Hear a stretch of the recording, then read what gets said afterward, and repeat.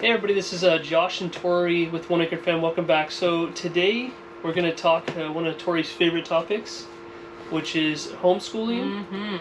One thing we never thought we'd ever do. Nope. So this is going to be a lot more her than it is me today, because honestly, she's the brains behind all of it. But we wanted to share with you guys today, like, what we are doing, what we did do, and what we've learned in the last year on what's worked and what hasn't. So, so all right, Tori, it's all yours. All right.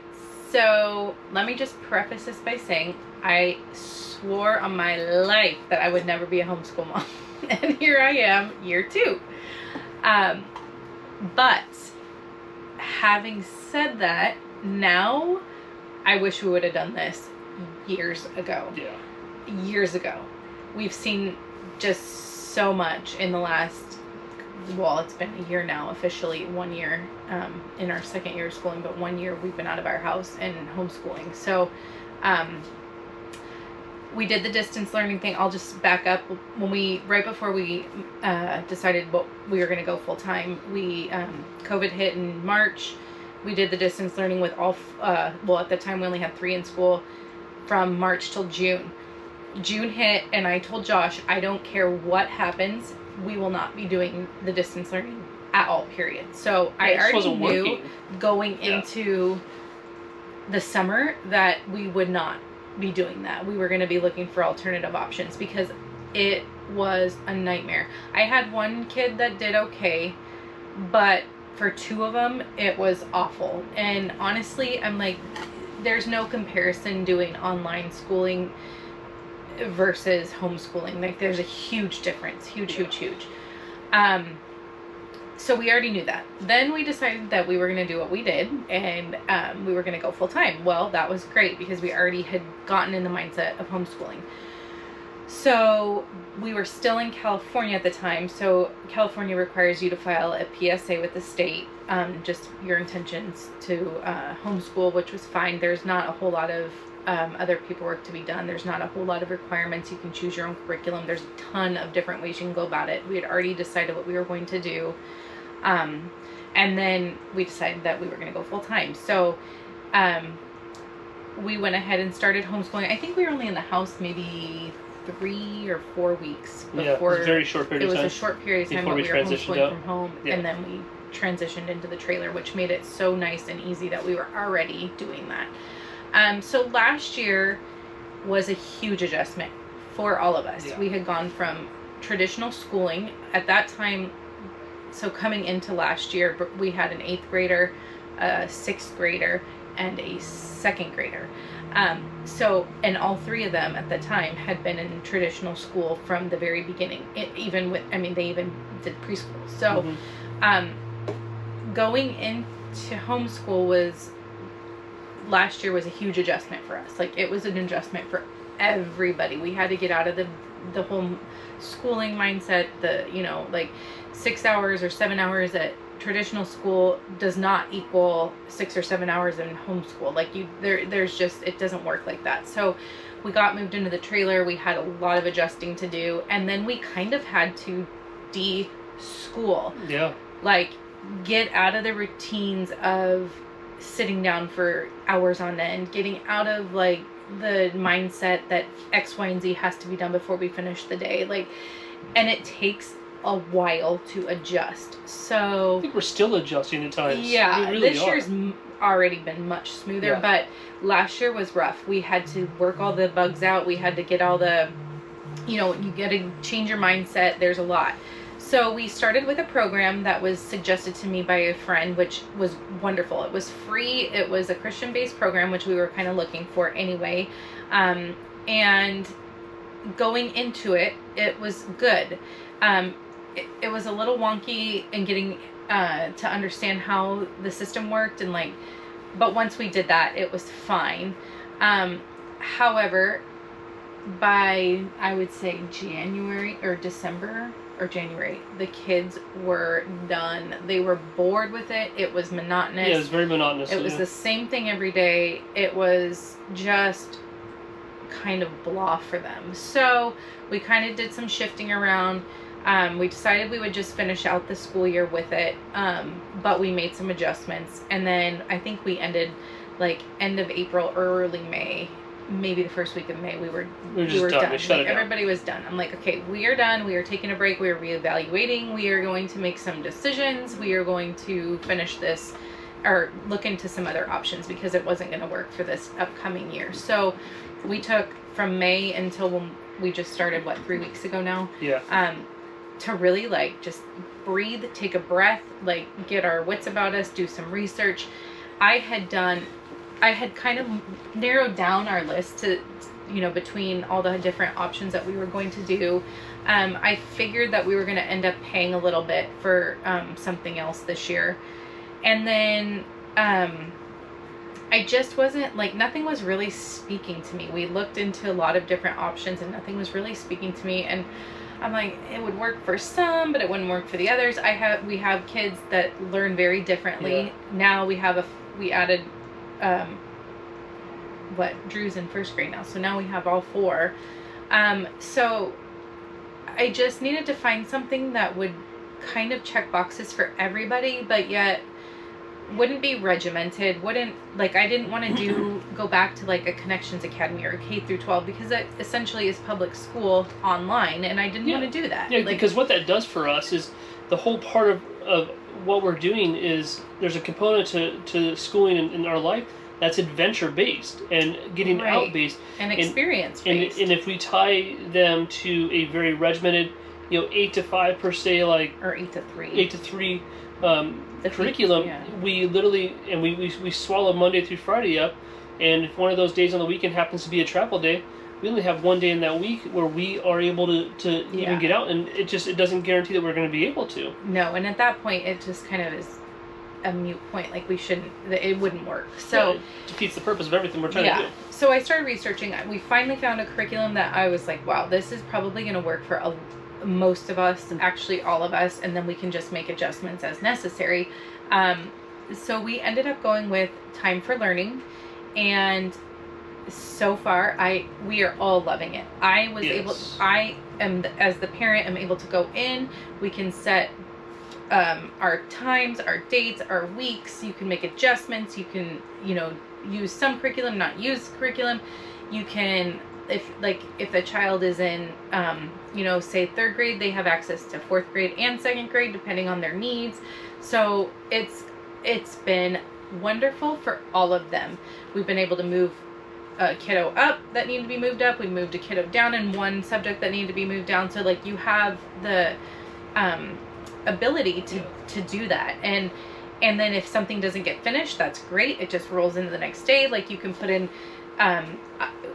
so we knew the day we were going to start. I think we started August 16th or something like that. We started earlier 16, because I knew we wanted to finish earlier. We wanted to finish in May, so I put our end date in May, our start date in August, and it gives you the entire year and the plans for each child. It builds it out for you. Magical. It's and amazing. It gives you how many assignments need to be done every week, and then from there you can go in and assign it by day. So I go in on Sunday nights, I assign everybody's assignments for that entire week, and then whatever doesn't get finished, we can carry over to the following week, or they can make it up during, if they have some downtime and they want to get on, jump on school, they can get it done. So we typically, our typical week and days look like we school Monday through Thursday. So we have Friday, Saturday, Sundays that are no school. We can adventure, we can do whatever. And then as far as school goes, we try to be done by 11 or noon. We start at 8:30 or 9. We try to be done by 11 or noon. The boys, totally it works for. The girls are a little bit longer. Brooklyn's now in high school, so we have 9th grade, 7th grade, 3rd grade, and 1st grade. So the bottom 2, the boys are pretty much done by 11 every day. Unless there's an extra assignment or some supplemental work we do, but typically they're done. It's very user friendly for the kids. Last year Josh and I literally had to sit with each of them the entire time. This year has been a little bit better. It's a nightmare. Oh my gosh. And that they can be a little bit more self-directed and independent. There are some things that we do have to sit down and help with, but it's definitely not like that like last year.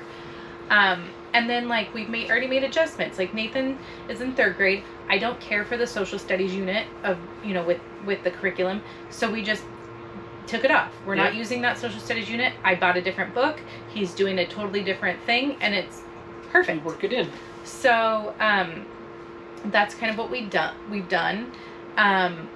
As far as like in high school, we had the option to add on electives. So Brooklyn's doing foreign language. They actually had like an AVID program that we could have added. Like I think every elective was like another $5 a month. So it's like next to nothing. And then like Emily, she decided, we had originally put her in Spanish, and then she came to us like a week later. She's like, I really don't want to do this. I really wanted to always do ASL. Well, we have a very close friend who happens to be fluent in ASL and is teaching it at a Christian school in California. And so Emily was able to get into one of his classes and is doing ASL online. So it's like, it's been so wonderful. Cool. So I think for like the month we pay less than $70 for all 4 of them.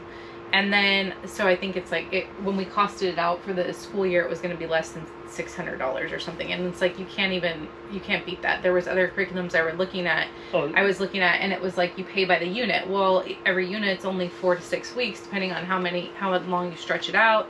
And so like by the time I costed everything out, it was like, this is like wonderful curriculum for what the cost truly is. Yeah, and they manage all the grades. They manage all the record keeping for you. So everything's everything's taken care of. Literally, I can go in, push hit reports, and I can put in dates, and it will generate reports. It'll generate schedules or attendance. Like, there's so much to it. So for our own records, and like in that way, at the end of the year, I can create our own transcript, and it's all right there in front of me. Grades, assignments. I mean, just, it's wonderful so far. I love it. It's very user friendly. And it's good curriculum so far. We really like it.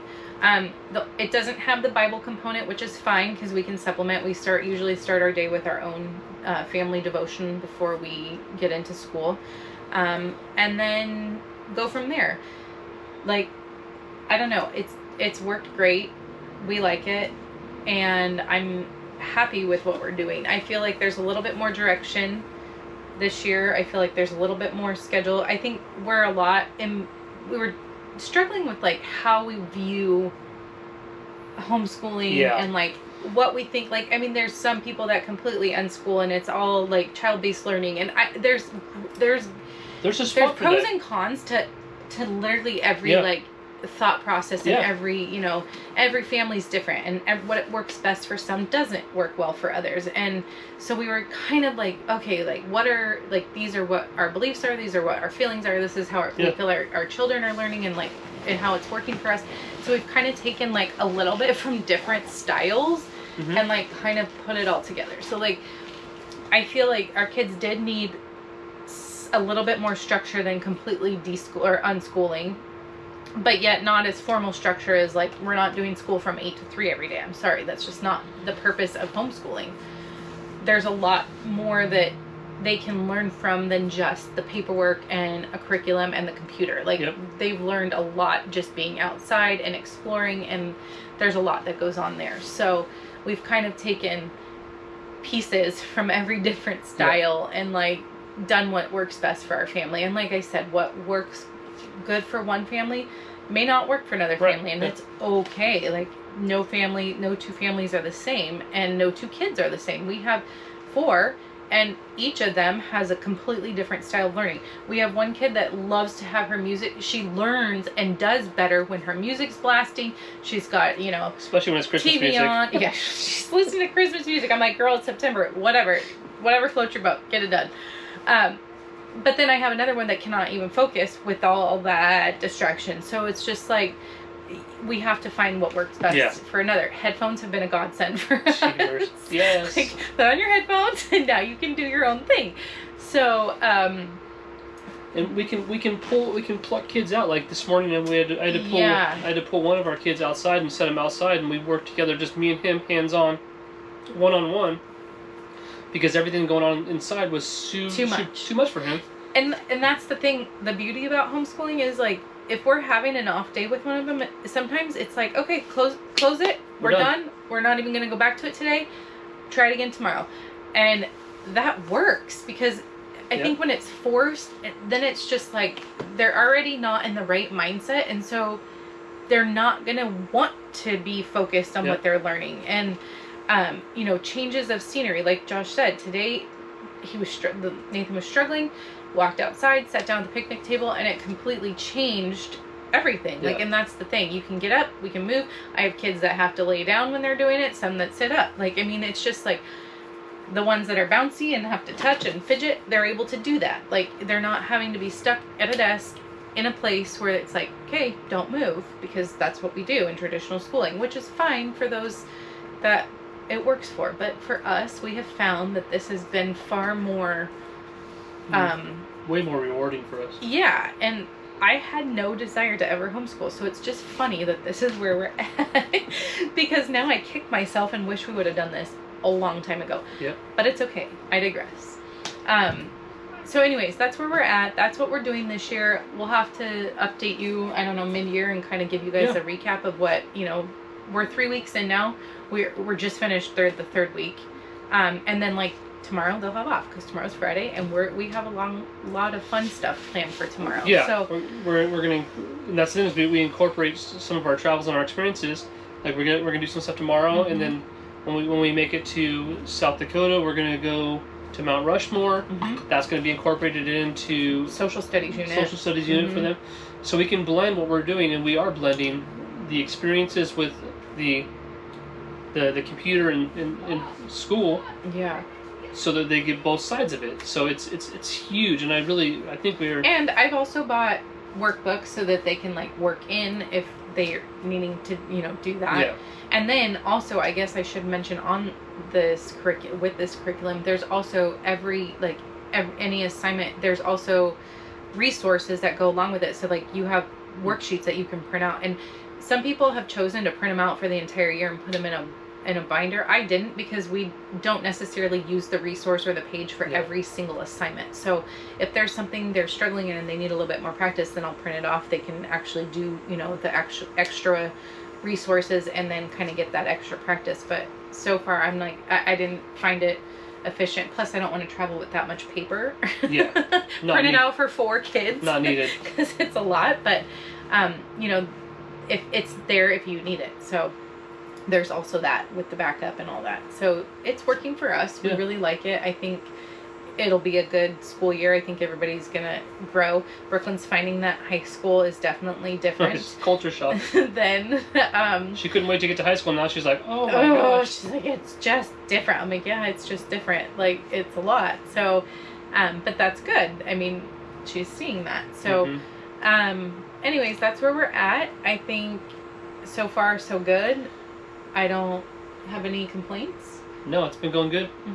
So, we'll drop some resources for different things that Tori's used to help, along with the current one we're using, and just any questions you guys have about homeschooling in general, or how we do it, or anything in general. Just drop it in the comments, and we'll get it answered, so you guys can have so we can be a good resource for you guys. So. Oh yeah, I guess I should mention too. So, we domiciled in Texas. Oh yes. And like, so I didn't have to file another PSA or anything with California. Once we were out, that was it. And Texas does not have that same thing. So, I would just preface to say, like, before you jump into anything, check your homeschool laws in your state. Yes. Every state is different. HSLDA.org is a great resource, and you can literally click on your state and it'll give you your homeschool laws and all resources. You can join HSLDA, and they will even be your liaisons or whatever if you ever have any legal issues. But I haven't, and I haven't needed to. But you can utilize anything on their website, all of their information, and they direct you to any state website to find out your homeschool laws. It's wonderful. So and I'll have Josh drop it below, hslda.org. And then, like I said, just check your state laws. Like, don't every state is different, so don't just start something and then not know what you're supposed to do, because there are some repercussions for that. Some states are not kind to homeschool. No, there's not. definitely some states that are very hard with homeschool laws, so or not very forgiving. And they're not homeschool friendly. So just definitely check your state laws. But for Texas, we didn't have to file a new PSA. We didn't have to do any of that. And like a lot of people have confused, Time for Learning is just a curriculum. It's not an online school. So like they don't report to your state or anything like that. That's your responsibility as the parent or the, the school. So, just check your state laws and make sure you're compliant, doing everything by the book. And I'm happy to send any, we have referral links if you need a referral link, and I think it gives you a few bucks off. So, that's that. All right, guys. All right. Well, we'll catch you next week. Hopefully this was a bit of help and information as to how we do it. And like I said, no two families are alike, so what works for us may not work for you and vice versa, and that's okay. That's the beauty about all of this. So till next week, we'll see you later. See ya. Bye.